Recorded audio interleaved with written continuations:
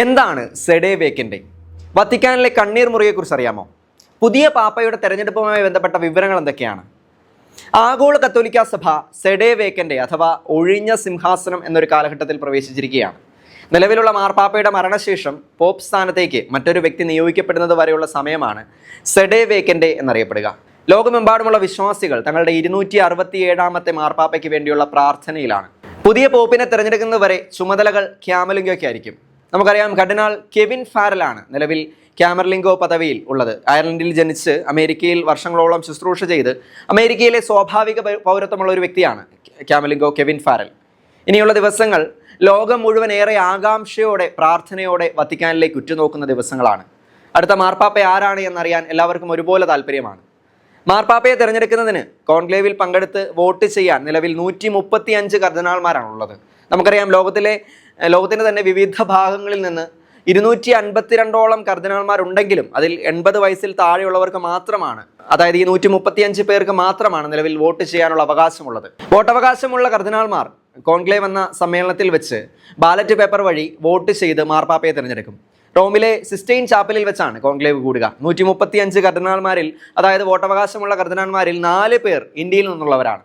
മാർ ബെസേലിയോസ് ക്ലീമിസ് കാത്തോലിക്ക ബാവ, Philip നേരി Ferrao, doctor Antony പൂള, Mar George Koovakad എന്നിവരാണവർ. Conclave നടക്കുന്നത് അതീവ രഹസ്യമായിട്ടായിരിക്കും. അതുകൊണ്ട് തന്നെ കോൺക്ലേവിൽ പങ്കെടുക്കുന്ന കർദിനാൾമാർക്ക് ഈ കാലയളവിൽ പുറം ലോകവുമായി യാതൊരു ബന്ധവും ഉണ്ടായിരിക്കുകയില്ല.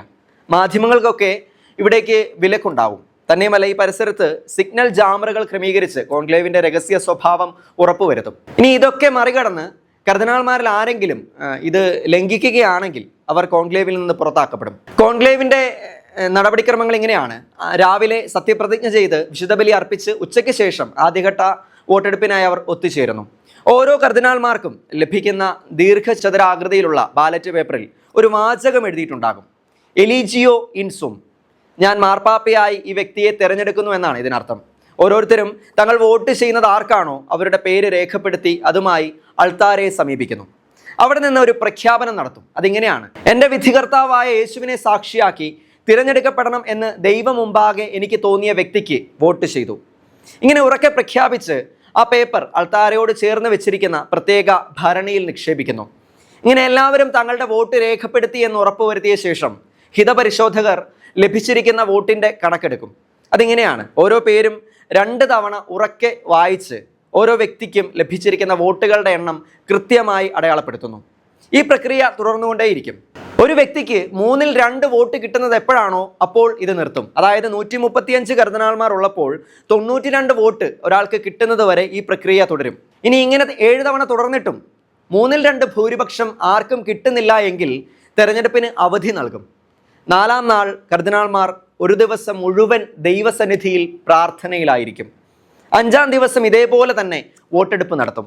ആ ശ്രമവും 3ൽ 2 ഭൂരിപക്ഷം ആർക്കും ലഭിക്കാതെ വന്നാൽ കേവല ഭൂരിപക്ഷം ലഭിക്കുന്ന അല്ലെങ്കിൽ കൂടുതൽ വോട്ട് ലഭിക്കുന്നത് ആർക്കാണോ അവരെ മാത്രം ഉൾപ്പെടുത്തി ഒന്നുകൂടി തെരഞ്ഞെടുപ്പ് നടത്തും. ഇതിൽ ആർക്ക് ഭൂരിപക്ഷം ലഭിക്കുന്നോ അവർ ആയിരിക്കും അടുത്ത പാപ്പയായി തിരഞ്ഞെടുക്കപ്പെടുക. ഇനി തെരഞ്ഞെടുപ്പ് നടക്കുന്ന സമയത്ത് പുറം ലോകവുമായി കോൺക്ലേവിലുള്ളവർക്ക് ബന്ധമൊന്നും ഉണ്ടാവില്ല, നേരത്തെ പറഞ്ഞല്ലോ.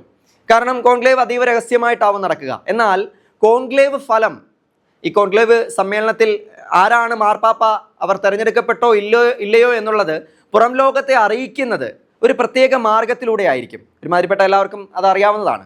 കറുത്ത പുകയോ വെളുത്ത പുകയോ ആയിരിക്കും കോൺക്ലേവിലുള്ളവർ പുറത്തുള്ളവരുമായി കമ്മ്യൂണിക്കേറ്റ് ചെയ്യാൻ ഉപയോഗിക്കുന്ന ഒരു മാർഗം. അതായത് തെരഞ്ഞെടുപ്പിന് ശേഷം ആർക്കും നിശ്ചയിക്കപ്പെട്ടിട്ടുള്ള ഭൂരിപക്ഷം ലഭിക്കുന്നില്ല എങ്കിൽ ബാലറ്റ് പേപ്പറുകൾ കറുത്ത പുക വമിപ്പിക്കുന്ന ഒരു മിശ്രിതത്തിൽ കലർത്തി കത്തിക്കും. ഇനി മാർപ്പാപ്പയുടെ തെരഞ്ഞെടുപ്പ് പൂർത്തിയായി എങ്കിൽ പേരുകൾ എഴുതിയ ബാലറ്റ് പേപ്പറുകൾ തനിച്ച് കത്തിക്കും. ചിമ്മിനിയിൽ വെളുത്ത പുക ഉയരുമ്പോൾ അത് മാർപ്പാപ്പയെ തിരഞ്ഞെടുത്തു എന്നതിൻ്റെ സൂചനയാവും. നേരെ മറിച്ച് കറുത്ത പുകയാണ് എങ്കിൽ മാർപ്പാപ്പയ്ക്കായി ഇനിയും കാത്തിരിക്കണം എന്നർത്ഥം. ഇപ്രകാരം നിയുക്ത മാർപ്പാപ്പയെ കണ്ടെത്തിയാൽ ചെയ്യുന്ന ആദ്യത്തെ ഒരു കാര്യമുണ്ട്, അദ്ദേഹത്തിൻ്റെ സമ്മതം ചോദിക്കുക എന്നുള്ളതാണ്. വിശുദ്ധ ജോൺ പോൾ രണ്ടാമൻ മാർപ്പാപ്പ പറഞ്ഞൊരു വാചകമുണ്ട്. അതിങ്ങനെയാണ്: സഭ എപ്പോഴും നിർദ്ദേശിക്കുന്നു, ഒരിക്കലും അടിച്ചേൽപ്പിക്കുന്നില്ല എന്ന്. അതുപോലെ മാർപ്പാപ്പയെ കണ്ടെത്തിയാൽ അദ്ദേഹത്തിൻ്റെ സമ്മതം ആരായും. സമ്മതം ലഭിച്ചാൽ അദ്ദേഹത്തോട് ഭാവിയിൽ അദ്ദേഹം അറിയപ്പെടാൻ ആഗ്രഹിക്കുന്ന പേരെന്താണ് എന്ന് ചോദിക്കും. ഇതും ലഭിച്ചു കഴിയുമ്പോൾ മാർപ്പാപ്പയെ തിരഞ്ഞെടുക്കുന്ന നടപടിക്രമങ്ങൾ ഏറെക്കുറെ പൂർത്തിയായി. പിന്നീട് മുതിർന്ന കർദിനാൾ സെയിൻറ്റ് പീറ്റേഴ്സ് ബസിലിക്കയിലെത്തി നമുക്ക് പുതിയ പോപ്പിനെ ലഭിച്ചിരിക്കുന്നുവെന്ന് പ്രഖ്യാപിക്കും. ഇനി ഇതിനിടയിൽ പുതിയ പോപ്പിനെ മാർപ്പാപ്പയുടെ വസ്ത്രങ്ങൾ ധരിപ്പിക്കുന്ന ചടങ്ങുണ്ട്. ഇതിനായി പുതിയ മാർപ്പാപ്പയെ കൊണ്ടുവരുന്ന ഒരു കുഞ്ഞു മുറിയുണ്ട്. റൂം ഓഫ് ടിയേഴ്സ് അഥവാ കണ്ണുനീർ മുറി എന്നാണ് ഈ മുറി അറിയപ്പെടുന്നത്. കോൺക്ലേവ് നടക്കുന്ന സിസ്റ്റൈൻ ചാപ്പലിന് തൊട്ടടുത്തുള്ള ഒരു ചെറിയ മുറിയാണിത്. ഇവിടെ വെച്ച് പുതിയ മാർപ്പാപ്പ കർദിനാൾമാരുടെ മുൻപാകെ സത്യപ്രതിജ്ഞ ചൊല്ലി അധികാരമേൽക്കും. ശേഷം സെയിൻറ്റ് പീറ്റേഴ്സ് സ്ക്വയറിൽ ഒത്തുകൂടിയ ജനങ്ങളെ അഭിവാദനം ചെയ്യും. പുതിയ മാർപ്പാപ്പ താൻ ഏറ്റെടുക്കാൻ പോകുന്ന വലിയ ഭാരിച്ച ഉത്തരവാദിത്തങ്ങളുടെ മുമ്പിൽ അതോർത്ത് പലപ്പോഴും കണ്ണുനീർ പൊഴിക്കും എന്നതിനാലാണ് ഈ മുറി കണ്ണുനീർ മുറി എന്നർത്ഥമുള്ള റൂം ഓഫ് ടിയേഴ്സ് എന്നറിയപ്പെടുന്നതെന്ന് പറയപ്പെടുന്നു. ആ കുഞ്ഞു മുറിയിൽ ധാരാളം രേഖകളും മറ്റ് സ്മാരക വസ്തുക്കളും എല്ലാം സൂക്ഷിച്ചിട്ടുണ്ട്. വിവിധ മാർപ്പാപ്പമാർ ധരിച്ചിരുന്ന ശ്രദ്ധേയമായ അവരുടെ ആൽബങ്ങൾ, സ്ഥാനചിഹ്നമുള്ള ഉടുപ്പുകൾ എന്നിവയുടെ ഒരു നിര തന്നെ അവിടെയുണ്ട്.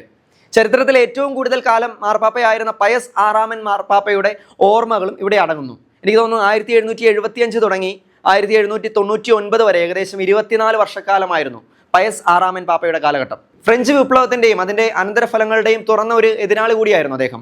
അതുപോലെ പിന്നീട് വന്ന പയസ് 7 തിരുവസ്ത്രങ്ങളും ഇവിടെയുണ്ട്. അതുപോലെ വിശുദ്ധ ജോൺ പോൾ 2 പാപ്പയുടെ ഓർമ്മകൾ, അങ്ങനെ ഒരുപാട് ചരിത്രശേഷിപ്പുകൾ ഉൾക്കൊള്ളുന്നതാണ് ഈ റൂം ഓഫ് ടിയേഴ്സ്. വരാനിരിക്കുന്ന മാർപ്പാപ്പയെയും പുതിയ മാർപ്പാപ്പയുടെ തെരഞ്ഞെടുപ്പിനെയും ദൈവകരങ്ങളിൽ സമർപ്പിച്ച് നമുക്ക് പ്രാർത്ഥിക്കാം. സഭയുടെ 267 പാപ്പാ സ്ഥാനത്തേക്ക് ദൈവിക ഇടപെടലിലൂടെ ഉള്ള തെരഞ്ഞെടുപ്പുണ്ടാകാൻ നമ്മുടെ പ്രാർത്ഥനകൾ സഹായിക്കട്ടെ. ദൈവത്തിന് സ്തുതി.